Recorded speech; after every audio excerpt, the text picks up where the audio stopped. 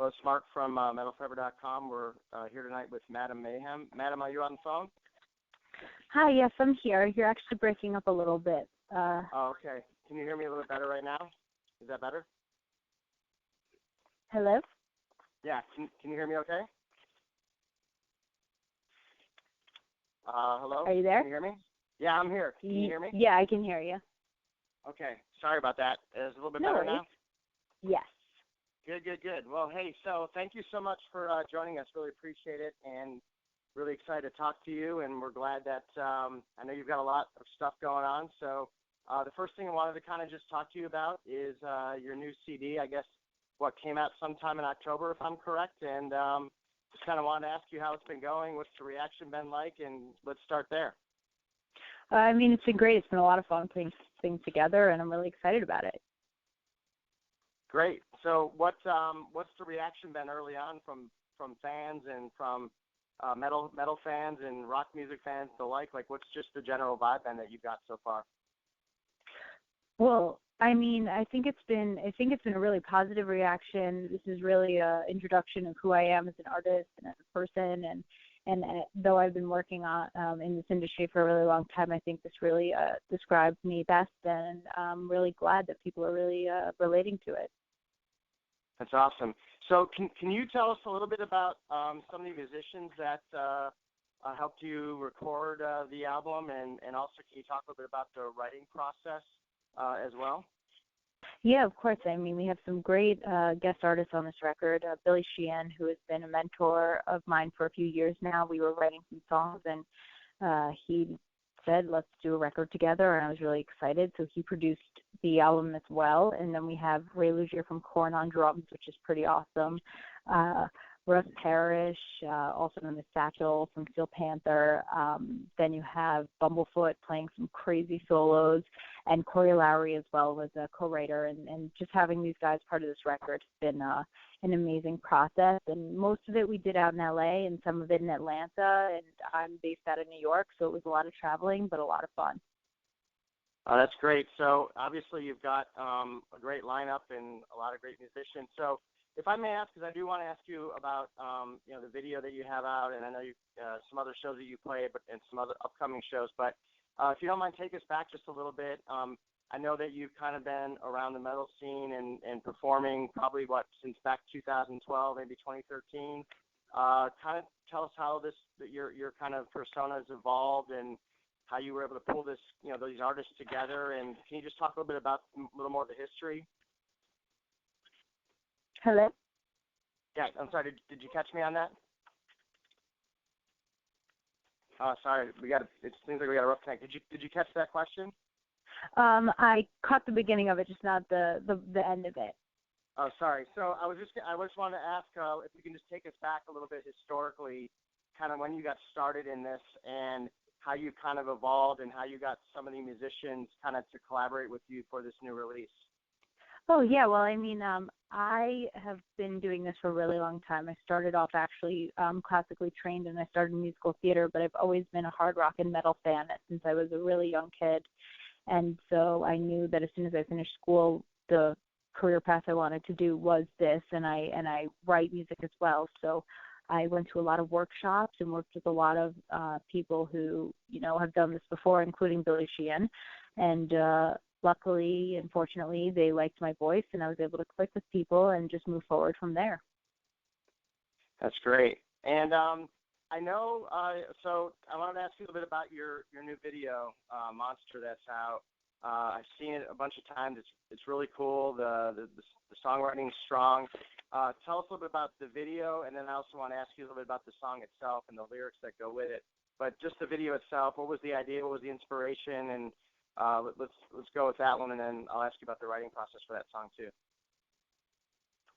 Yeah, I mean, it was a lot of fun to shoot this video. It was really, the song itself is about, really breaking free of what people think, you should be. And that was something I was struggling with for a while, trying to make it in this industry. And I was able to put my frustrations down and, become that quote unquote monster, which is how it became the title. And the video was a lot of fun. We worked with guys out in LA, Industrialism Films, really cool group of guys. And we used this warehouse and was able to, utilize a local straitjacket and make a lot of fun and a lot of noise, and it was a lot of fun to shoot.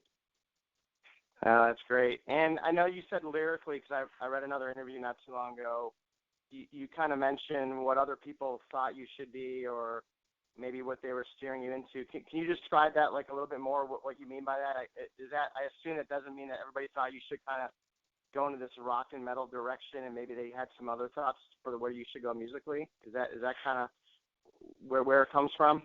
It was definitely a mix. There were people telling me I should do, a certain genre, be a certain way, dress a certain way, and then there were people outside of the industry that knew me from growing up and like, why are you doing this? It was just like, it was on both sides, which really like added to the frustration, which kind of fueled the whole songwriting process. And it was actually really therapeutic for me, and I embraced it. And that's what I think a lot of people go through nowadays, just being able to embrace like who you are, and not really caring what anyone else thinks you should do, and not being molded by anyone else. Sure, absolutely. And this is another question I kind of like to ask, I guess, these days, especially in the rock, I guess, metal genre. There's so much of the kind of screaming, vocals and the growls and all that, and it seems to be really kind of prevalent. And it seems like the vocalists with range or more melodic or even singing clean isn't as prevalent, these days. So how do you kind of approach your vocal approach, and what would you say to kind of the different metal styles that are out there right now? Sorry, I missed the last part. Oh, you missed the last part? I was just saying, speak to the different metal vocalist styles, and how it's just so prevalent, all this like growling and almost like the death metal vocals versus singing clean and being melodic and having range like you have in your songs. Yeah, I mean, I think vocally, it's everyone is unique, and it's really cool, and especially in the metal world. I mean, I personally don't do a lot of the growls or a lot of that kind of thing because I'm classically trained, so my voice really doesn't do that, even if I really wanted it to. Sure. So I think it's kind of cool, and I think that the music we do is like what I really wanted, because I'm such a fan of heavy music and metal. I wanted the musicality to really be that heaviness, but then the vocals and the harmonies are really something that are more, I guess you could say, clean in a way, but still has that angst and passion in it as well, that just makes it just as heavy. Absolutely. And I know this is a kind of a cliched question for interviews like this, but where do you draw your influences from? I know you mentioned metal, rock. I mean, are there bands or artists that you feel like you've really kind of grew up with, and that's kind of the style that you kind of feel you're growing into? Or can you just describe some of your influences in that regard? Yeah, I really love getting influenced by many different things. I grew up, my mom started playing grunge music, so that was definitely something. And then as I got older, my taste got heavier and heavier and heavier. And I mean, then you have the greats, you have Dio, and you have, Ozzy, and then you have the females like Joan Jett, Pat Benatar, and then they're all great influences. But really what I like to do is, listen to even other types of music and other genres, and really get influenced by multiple things to really put it together to make my own unique sound. And that's really, really always my goal, to sound a little different. Okay. Now, I know you also have kind of looks like a real fun video that kind of captures when you opened for Buck Cherry a couple of times, I believe, and it just seemed like you guys were having a lot of fun with that experience. And can you that was a little bit of a breakout for you all, correct? I mean, that seemed like a really good moment for this. Yeah, I'm sorry. Sorry we're having such a tough time tonight, but I was just asking about that Buck Cherry show and the video that you guys shot with it. It seemed like you're having a lot of fun with that show in particular. Oh yeah, that was an amazing experience. Being able to open for Buck Cherry at the Sands was a lot of fun, and the coolest part was when we were on stage doing our last song. We did a cover of a song that my producer for the previous record wrote, actually, Living on the Edge, of course, which won a Grammy. So we, of course, had to pay tribute and perform that live. And as we were getting towards the middle of the song, Stevie D from Buck Cherry ran on stage and played with us. And me, of course, being a music fan, I was freaking out at the same time as trying to, keep my composure and, perform for the fans. So it was a really, really cool experience, and those guys are awesome. That's great. Well, it looks like you guys really captured that on video, by the way. You could just see the energy, how much fun you were having. It definitely comes through. So that seemed like a great little breakthrough moment for you all early on, correct? Yeah, thanks. I mean, for me, performing on stage is where I am the most comfortable, and it's my happy place for sure. So stage is always where I get to let loose and have a lot of fun. That's definitely the main goal. Awesome. And I also know that you've done some things with That Metal Show. I know you hosted their Christmas, party and celebration. How did you kind of get connected with that group, Eddie and all those guys? Yeah, well, a lot of the guys that I've worked with, are on the show and they're friends with those guys, and those guys are so great, so nice, and they do that Metal Show Christmas party. They usually do it at a local place called Dingbatz in Clifton, New Jersey, and I'm from that area, so. I've played there a few times prior to that, and it was an opportunity that I really didn't want to pass up, and I did it. It was a lot of fun, and it was a great group of guys, and all the guys from That Metal Show are really awesome guys, so it was really fun.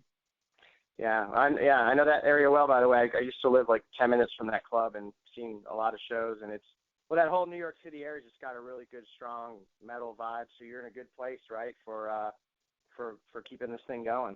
Absolutely. Yeah, definitely. So I know you've got a couple of shows coming up. Can you describe, looks like you're playing, and then you've got some meet greets and in-store signings. So what kind of does the rest of the calendar year look like for you? And then looking ahead to 2016, what kind of plans do you have on the horizon that may or may not be announced yet? Well, right now we're in the process of booking tour dates, and the whole goal is to get out on the road and perform all these songs for the new record, which is now, to perform it live for everyone. We've had a few local shows around New York and New Jersey area. We actually have one coming up next week on November 18th at Webster Hall at the studio. So if anyone's around, come check it out. And nice. Then while we're doing that, we are just trying to book for early 2016. So check out the website, madammayhem.com, for upcoming shows, and hopefully I'll be able to live in a van and play on stage every night for the next year. That's definitely something I'd love to do. So when you look at playing, do you envision headlining maybe smaller venues right now? Are you trying to latch on to maybe a bigger tour? Are you looking at the festivals? You've got the cruise, themed cruises out there. I mean, what are you looking at, all the above, or are there certain things that you feel like you're going to kind of focus in on as it relates to touring and going out on the road? Honestly, I'm happy playing anywhere, whether it's us headlining at these other venues, because I love these venues. I go to them all the time, or even if it's opening for another act.